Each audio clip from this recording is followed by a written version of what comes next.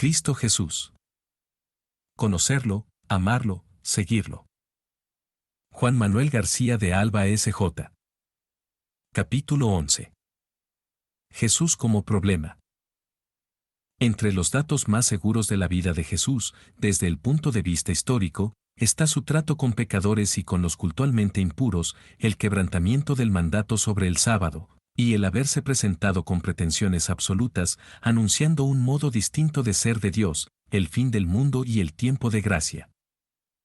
Muchos tenían a Jesús por un vividor, glotón y bebedor, amigo de publicanos y pecadores. La conducta de Jesús suscitó desde el principio sorpresa, alegría y entusiasmo, así como sospechas, rechazo, escándalo y odio. Jamás se había visto ni oído una cosa semejante. Para un judío piadoso la conducta y el mensaje de Jesús eran un escándalo y hasta una blasfemia. El anuncio de un Dios cuyo amor vale también para el pecador, ponía en cuestión la santidad y justicia de Dios. Todo esto atrajo muy pronto sobre Jesús la enemistad y el odio de los dirigentes de entonces. Jesús tenía que parecerles un falso profeta a causa de su anuncio revolucionario y nuevo sobre Dios. Según la ley judía, esto se castigaba con la pena de muerte. Si un profeta tiene la presunción de decir en mi nombre una palabra que yo no le he mandado, y habla en nombre de otros dioses, ese profeta debe morir. Para Jesús la pobreza y la enfermedad no eran castigo de Dios, más bien, Dios amaba a los pobres y enfermos. Por eso Jesús iba en búsqueda de los hombres a quienes Dios no les interesaba, y admitía en su compañía, y hasta en su mesa, a los pecadores y marginados, a los cultualmente impuros. Hablaba con todo mundo y se relacionaba con la gente sin escrúpulos. Jesús no se enemistó ni siquiera con los que se decía que estaban enemistados con Dios. Para Jesús, Dios era un amigo de todos los hombres. Y en el momento final escatológico que Jesús inauguraba, Dios estaba dispuesto a perdonar y a recibir a todos en su reino. La única condición era aceptar y creer el anuncio de Jesús y actuar en adelante como hijos de Dios. La conducta de Jesús reflejaba la fe en un Dios cuyas formas de ser no coincidían con el Dios de los escribas y fariseos. La forma en que Jesús condujo su vida resultó para mucha gente, y principalmente para los hombres religiosos que gobernaban el pueblo, algo verdaderamente intolerable. Su conducta era escandalosa también por su forma de tratar a la mujer. No se sujetaba a las precauciones impuestas por la tradición. A los publicanos y pecadores los antepone a los justos. No parece tener gran estima ni veneración por el templo. No se admira del lugar, ni de la construcción, ni lo venera, aunque reconoce que es la casa de Dios y que la han convertido en cueva de ladrones. Relativiza la observancia del descanso sabático y de los ritos de purificación. Se cree superior a Abraham, a Salomón, a Moisés y a los profetas. No se dice Mesías, pero se cree más que Mesías. No levanta a la gente, pero la enseña a ser libre. Si Jesús se hubiera sujetado más a las normas y a las tradiciones. Si no hubiera recibido a su alrededor a publicanos, pecadores, prostitutas, pobres y enfermos. Si se hubiera quedado solamente en la predicación de principios y sin llegar a la práctica. Indudablemente que no habría muerto como murió. Jesús fue tenido por agitador y revoltoso no tanto por su doctrina, en la que se profundizaba poco de momento, sino más bien por su conducta. Consta en el Evangelio que Jesús pudo haber evitado su muerte. El carácter contingente de la pasión de Jesús y la responsabilidad de los hombres sobre su muerte no se ha tenido suficientemente en cuenta. La reflexión primera de los evangelistas y de la Iglesia primitiva orientó la reflexión en una línea que deja poco espacio a la responsabilidad de los hombres y a la posibilidad de que la pasión no se hubiera dado. Las profecías de la pasión hacían pensar que los acontecimientos tenían que suceder por estar previstos. A la pregunta ¿por qué murió Jesús?, la respuesta fue, porque estaba predicho, profetizado, incluso por el mismo Jesús, y porque era el designio de Dios.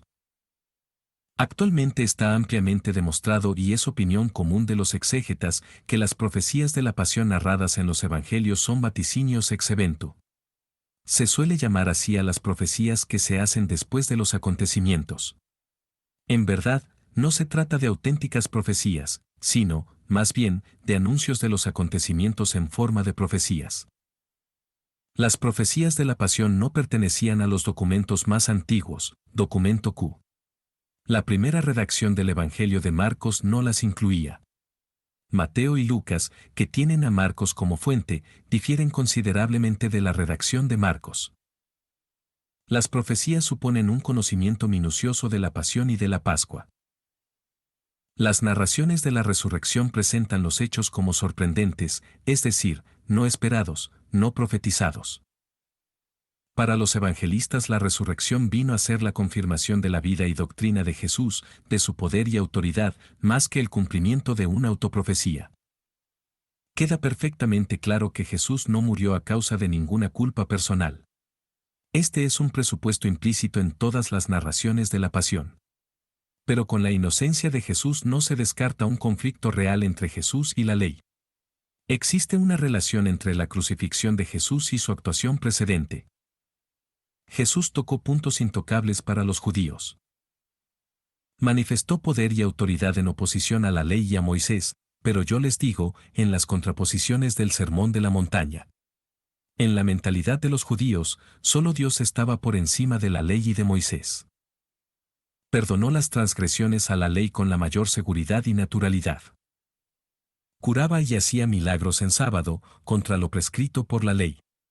Su conducta fue impía, porque con su forma de comportarse se puso al margen de Dios o por encima de Dios o igual a Dios. Compartía la mesa con publicanos y pecadores de forma insoportable y escandalosa. Parecía aceptar y estar de acuerdo con la ocupación romana. La causa de su muerte no parece haber sido su doctrina o el haberse atribuido algún título, Mesías, Hijo de Dios, siervo de Yahvé, sino su actuación en determinados hechos concretos. Lo que dijo contra el templo, y su actuación en él fue un atentado contra la autoridad y contra la tradición y costumbres. Pero el motivo del conflicto hay que buscarlo en el conjunto de su actuación, más que en casos particulares, se puso por encima de la ley y se apropió la autoridad de Dios. El pretexto por el que Jesús fue entregado a los romanos, esto es, por decirse el Mesías, queda descartado como comprensión profunda de la causa de su muerte. Muy severamente Jesús rechazaba la calificación de Mesías.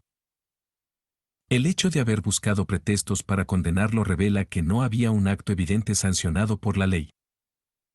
El conflicto concreto era la misma persona de Jesús y no tanto la transgresión de un artículo. Jesús no murió por haberse puesto de parte del más débil, o por haber estado con ellos, sino por haberse puesto en el lugar de Dios.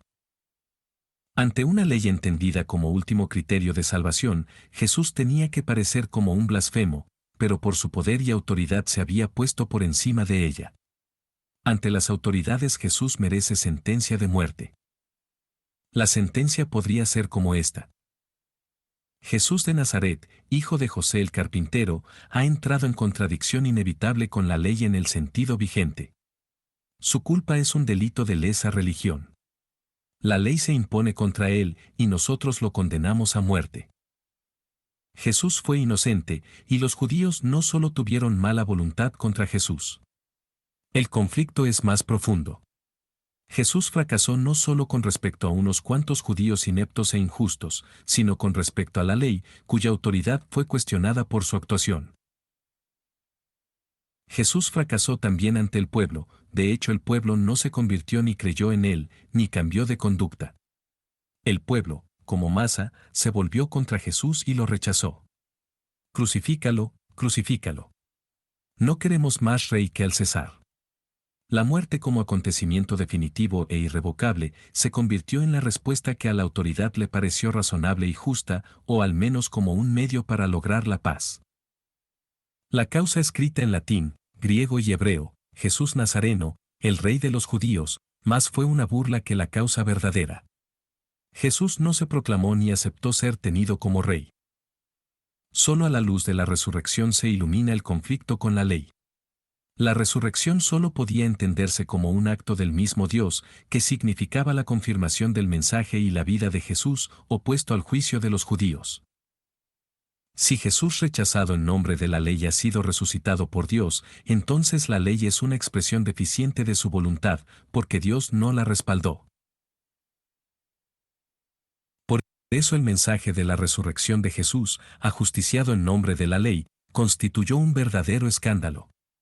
La resurrección venía a anular a la ley en cuanto tal. Obviamente los dirigentes del pueblo y los judíos quedaron desautorizados y calificados de injustos. El asunto de fondo en el conflicto de Jesús con las autoridades judías no fue la no aceptación de la autoridad en general, sino la no aceptación de la autoridad de la ley. O Jesús fue un blasfemo, o la ley fue abolida por él. Con la resurrección quedó claro que lo último fue lo ocurrido. Los papeles se invierten, lo que era antes una blasfemia, la autoridad y el poder de Jesús, ahora es la manifestación auténtica de Dios. La actuación de Jesús a partir de la resurrección ya no es equívoca. A partir de ella se anuncia la libertad con respecto a la ley. Hay que advertir que Jesús nunca se opuso a la ley en general, sino solamente la interpretó con poder y autoridad y en un espíritu de libertad nacido de su mensaje sobre Dios y sobre el reino. Para Jesús el amor resumía la ley y los profetas. La comunidad palestina, al principio, no veía tanta oposición entre Jesús y la ley. Consideraba la actuación de Jesús como la del nuevo Moisés esperado por el judaísmo, en perfecta continuidad con la ley mosaica. Para San Pablo la oposición entre Jesús y la ley no es absoluta. ¿Anulamos, pues, la ley con la fe? No ciertamente, antes la confirmamos, pero con la muerte de Jesús la ley ha llegado a su término. Pablo dice, en la carta a los Gálatas, que el amor manifestado en Jesús constituye la plenitud de la ley. Nos podemos preguntar si Jesús chocó con la ley en cuanto tal o con la interpretación y manipulación que de ella hacían en su tiempo. Y podíamos responder que Jesús entró en conflicto con la tradición jurídico-positiva de Israel, en el sentido en que esta tradición se había interpretado a sí misma como la ley. Al hablar de la ley nos referimos a la interpretación y el uso que hacían de ella sus contemporáneos. Para los fariseos la ley era también la forma de interpretarla. Con la resurrección, la libertad con respecto a la ley fue confirmada por parte del mismo Dios de Israel. Con la resurrección, Dios dice que la ley no es el valor absoluto.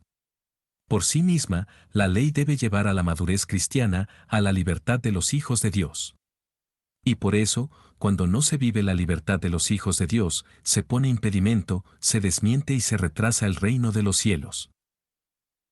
Aún dentro del conflicto con la ley, con los gobernantes y con el pueblo, Jesús podía haber huido de la muerte, como en otras ocasiones, o podía haber escapado astuta o milagrosamente. Pero aún previendo la posibilidad real de su muerte, Jesús la afrontó en coherencia con sus palabras y actitudes, y esperaba ver en ella la actuación de Dios y su juicio, que a pesar de todo lo esperaba como un juicio de misericordia. Padre, perdónalos, porque no saben lo que hacen. Jesús afrontó la pasión y la muerte movido por la voluntad de Dios, que entendió como la necesidad interior de ser coherente y de estar presente en la tragedia de su vida. Si me rechazan, que lo hagan hasta el grado en que me quieran rechazar. Los relatos de la pasión, como el juicio, la corona de espinas, los azotes, etc., ponen de manifiesto lo circunstancial y fortuito de cada elemento de la pasión.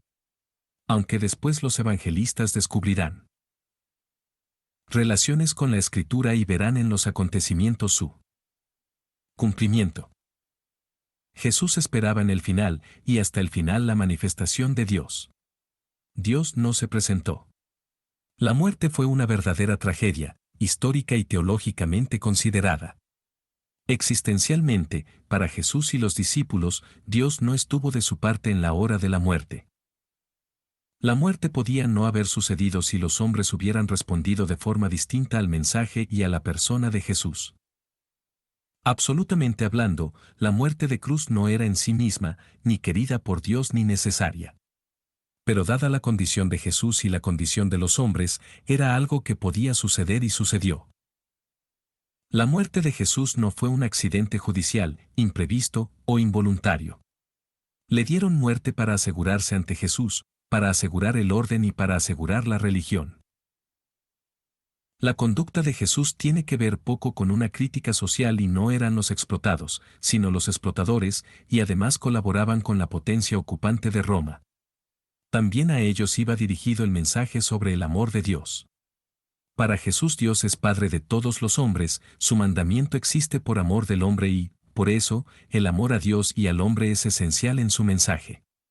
Ni el amor a Dios, ni el amor al hombre, que se reducen a un solo precepto, se pueden cerrar en leyes casuísticas determinadas.